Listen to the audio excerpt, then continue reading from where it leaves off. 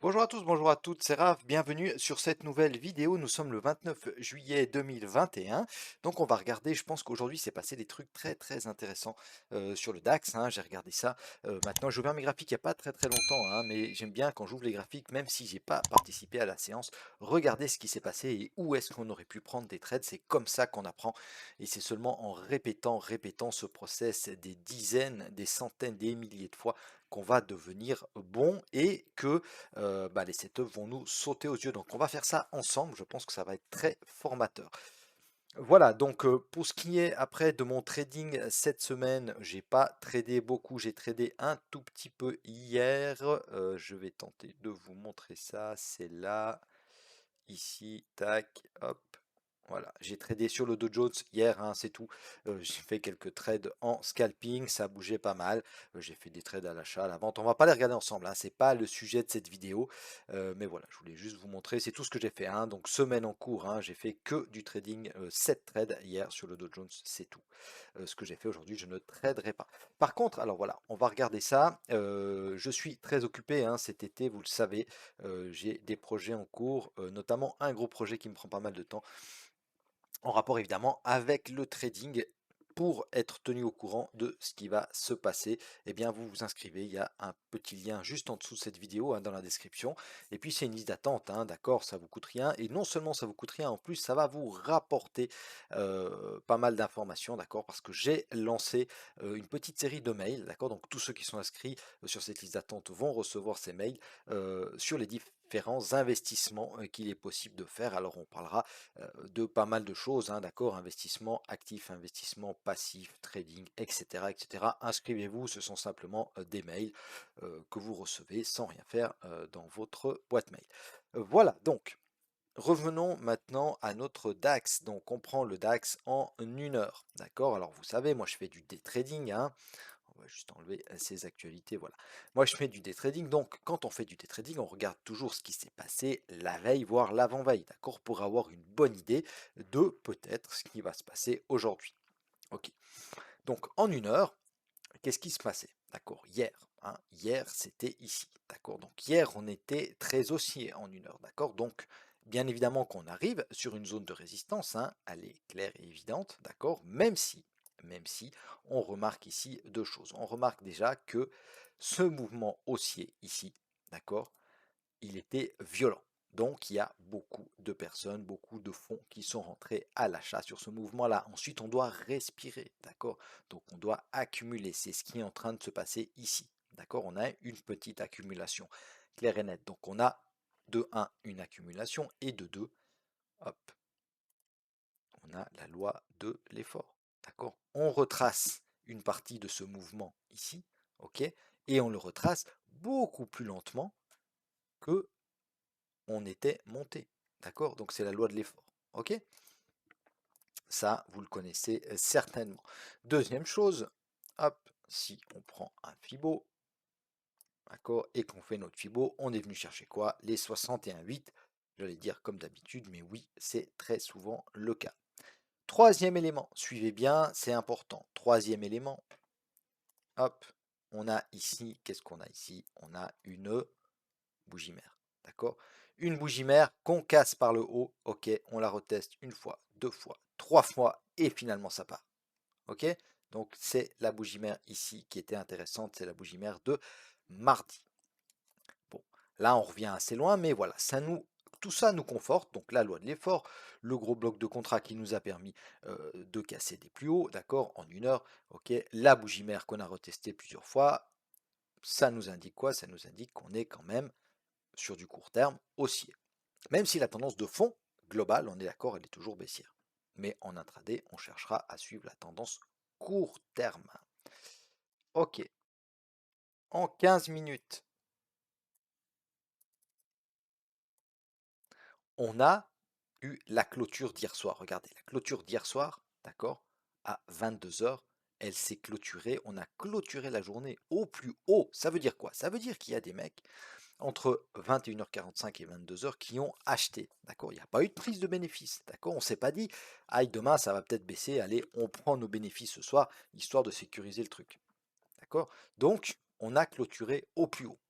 D'accord? Donc ça, c'est une première information à noter et à se dire, ah, voilà, on clôture au plus haut, donc on a confiance en cette hausse. Ensuite, ce matin, qu'est-ce qui s'est passé? À 2h40, à 2h15, pardon, on a ouvert en gap haussier. Très bien. D'accord? Donc on confirme cette clôture en plus haut. Ensuite, les gaps, ben, vous savez qu'on aime bien venir les combler. D'accord? Intéressant, on vient combler le gap avant 9 heures. D'accord? Ici, il était comblé sur cette bougie-là, donc déjà à 6h moins quart le matin. D'accord? Donc à 5h45, le gap était comblé. On est venu chercher ce bloc ici, d'accord, qui nous a permis de faire ce gap haussier, d'accord, et des plus hauts. Ok.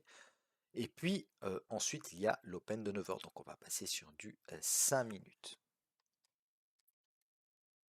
Hop, le 5 minutes, il est là. D'accord. Donc on vient combler le gap.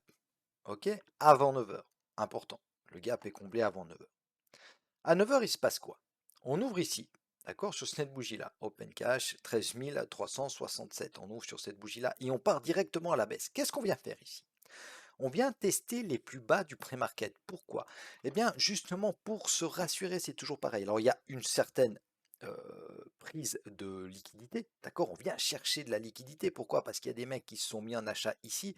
Alors, on vient leur fermer leur contrat, chercher la petite liquidité, liquider les stops qui sont là en dessous, parce qu'on veut partir à la hausse. Ok? Donc, ce mouvement-là, il est assez clair, hein. D'un côté, ça nous rassure, d'un autre côté, ça prend des contrats pour partir à la hausse. Ok, ça nous rassure, on se dit, bon, il n'y a pas de vérité baissière, on ne veut pas faire de plus bas que ce qu'on a fait en pré-market, on est venu combler le gap, ça nous suffit, on a assez d'élan pour repartir à la hausse. Ok, ensuite, il se passe quoi? Donc là, on ne prend pas de trade encore, hein. C'est risqué. D'acheter là, c'est risqué. Ok, même si on a peut-être en 2 minutes, on va voir ça. Voilà, on a une bougie de force haussière. Alors on peut éventuellement acheter là pour aller chercher les plus hauts, mais vous voyez que le ratio il est mauvais. D'accord? Donc on patiente. Donc on patiente, on regarde ce qui se passe. D'accord? On vient, hop, cette petite zone ici, d'accord, qu'on est venu chercher, elle nous permet de faire un plus haut. Ok? On casse ce plus haut ici. Le plus haut qu'on avait tenté de faire en pré-market. Enfin, on avait fait un plus haut en pré-market, d'accord? Il était plus haut que celui-là. Hop. D'accord? On avait déjà fait un plus haut. On vient rechercher la zone, on l'enfonce un tout petit peu, mais ça c'est rien du tout. Et puis on casse les plus hauts. Ok. Donc, on commence à avoir pas mal d'indications. Quelle heure est-il? Il est 9h20. Ok. Donc, à 9h20, on a notre OPR. Donc on va noter notre OPR.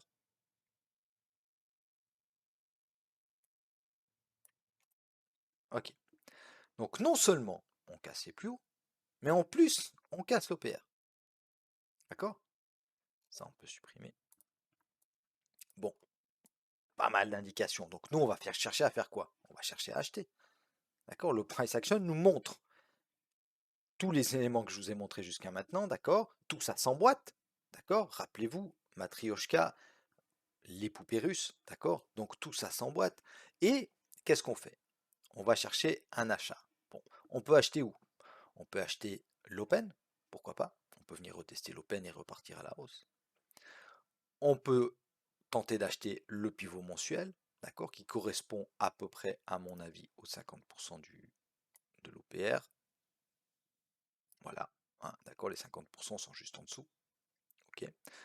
Et puis, on peut tenter d'acheter entre la zone entre les 68 et les 79% de l'OPR.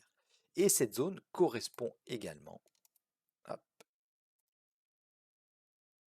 au bas de la zone des 79. Regardez, d'accord, du précédent swing. Ok, moi la zone entre 61,8 et 79, c'est une zone que je trouve toujours très très intéressante. Qu'est-ce qu'il y a pile au milieu de cette ligne? Les 350. D'accord?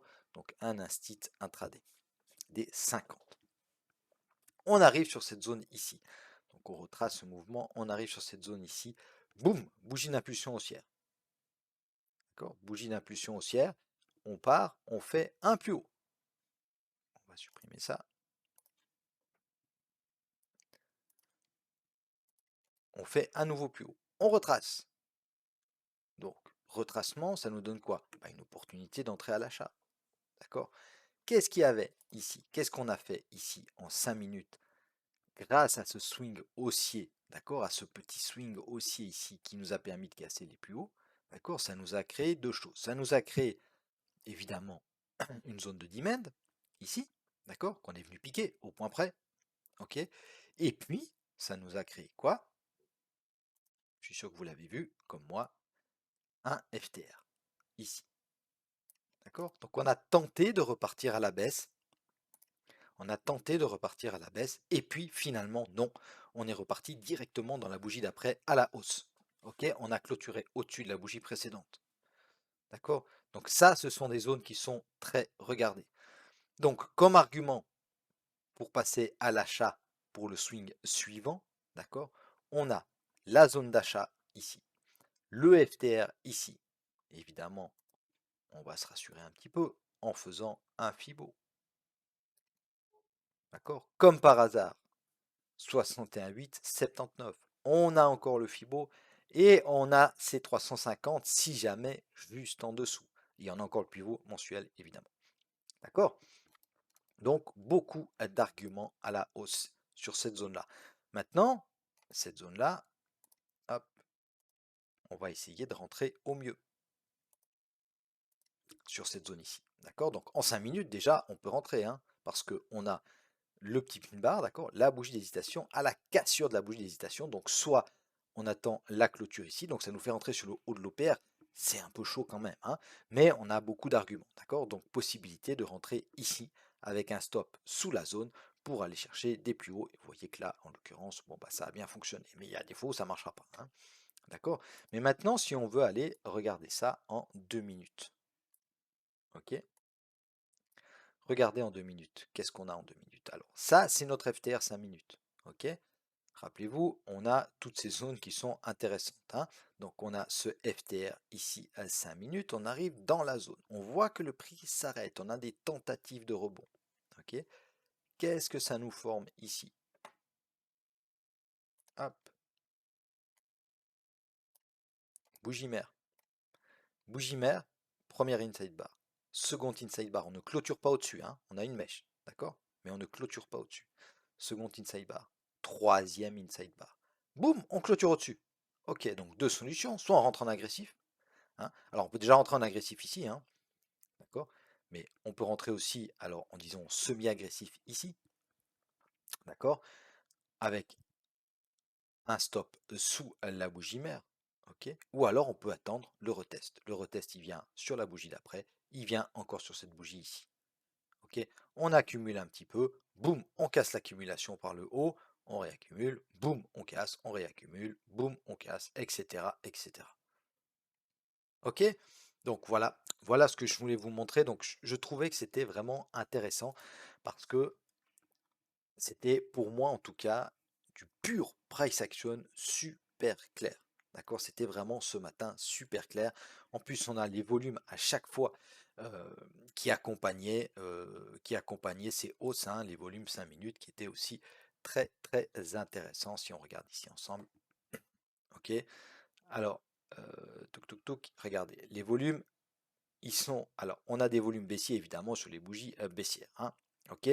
Mais ensuite, quand on repart à la hausse, d'accord, on voit que ça rentre à l'achat, d'accord. Et puis après ici, d'une fois qu'on a cassé ces plus hauts là, hein, d'accord, on part et puis c'est accompagné de volumes fortement acheteurs, d'accord. Mais même sans les volumes, même sans les volumes, même sans les récits, même sans les moyennes mobiles, etc. Juste avec du price action et des zones, on peut faire des très très jolis trades. Voilà mes amis, ce que je voulais tout simplement vous dire, donc n'hésitez pas à vous abonner à ma chaîne. N'oubliez pas ce petit lien, il peut être vraiment sympathique pour vous, ça va vous plaire, je sais que ça va vous plaire. Donc inscrivez-vous, hein, inscrivez-vous encore une fois. Et puis je vous souhaite d'ores et déjà à tous et à toutes un excellent week-end. Et de toute façon, on se retrouve demain pour la vidéo d'analyse de nos indices du week-end. Salut, merci de m'avoir regardé jusqu'au bout, bye bye.